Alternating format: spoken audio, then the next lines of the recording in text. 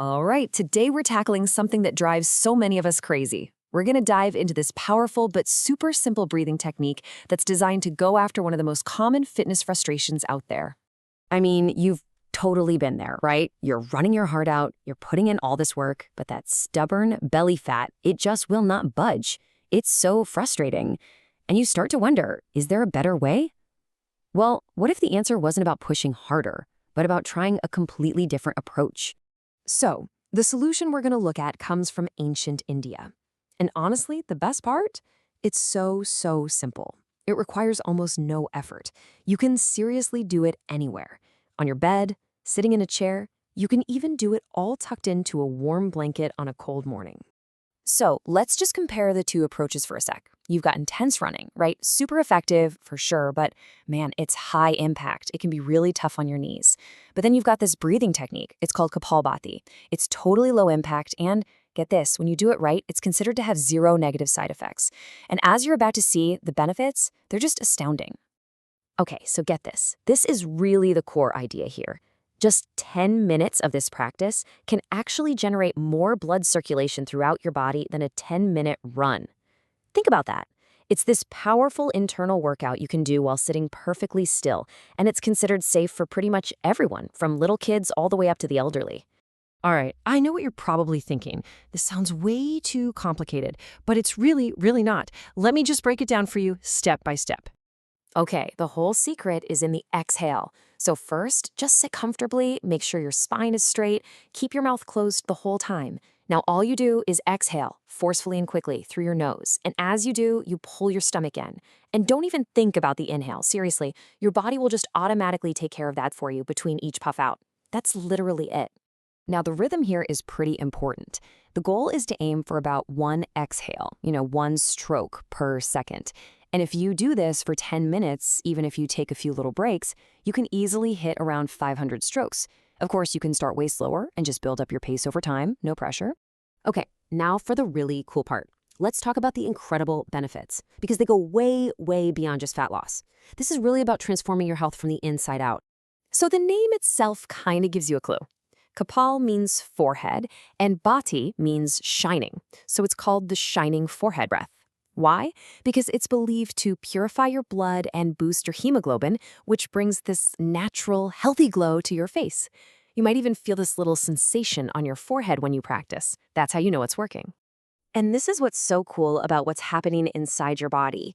Every time your abdomen moves with that exhale, it's like it's giving your internal organs, your liver, your pancreas, your kidneys, a gentle massage. This gets the blood flowing to all these vital areas, helping them just work better. It's like a little internal tune-up. I absolutely love this analogy from our source material. Think about it. When water just sits there, it gets stagnant and gross, right? But a flowing river is always clean. Well, the same thing is true for our bodies. When we don't move enough, toxins can build up. Kapalbhati creates this internal current, this flow that helps cleanse your whole system, naturally. And here's another really powerful way to think about it. Each exhale is like a gentle tap of a hammer. Now, one tap doesn't do much, but if you keep tapping consistently, you can eventually create cracks in a wall. In the same way, each stroke of Kapalbhati is seen as this little blow against any imbalance or disease in the body. And according to the source material, the range of things this is believed to help with is just vast. I mean, it mentions everything from gas, acidity, and fatty liver to bigger issues like high blood pressure, diabetes, and even joint pain because it helps you shed that extra weight that strains your body. It's a truly holistic practice. Okay, so the source shares this one particularly powerful story. It's about a woman at a yoga camp who had just been diagnosed with third-stage cancer. She decided to just dedicate herself to pranayama, practicing for 6 hours every single day. 2 months later, her test came back clear. It absolutely stunned her doctors. Now, the source presents this as a testament to the profound potential that some people believe these ancient practices hold for healing. Okay, so Kapalbhati is really energizing. It's a heating practice. So to create balance, it's almost always paired with a calming practice. You can think of it like the perfect cool down for your nervous system. So let's meet its companion, Anulom Vilom. This one is also known as alternate nostril breathing, and it's incredibly simple. All you do is take your right thumb and close your right nostril. Then you inhale slowly and deeply through your left nostril. Then close your left nostril with your ring finger. Lift your thumb off the right nostril and exhale slowly through the right. Now just reverse it. Inhale through the right, close it, and exhale through the left. That's it. That's one full cycle.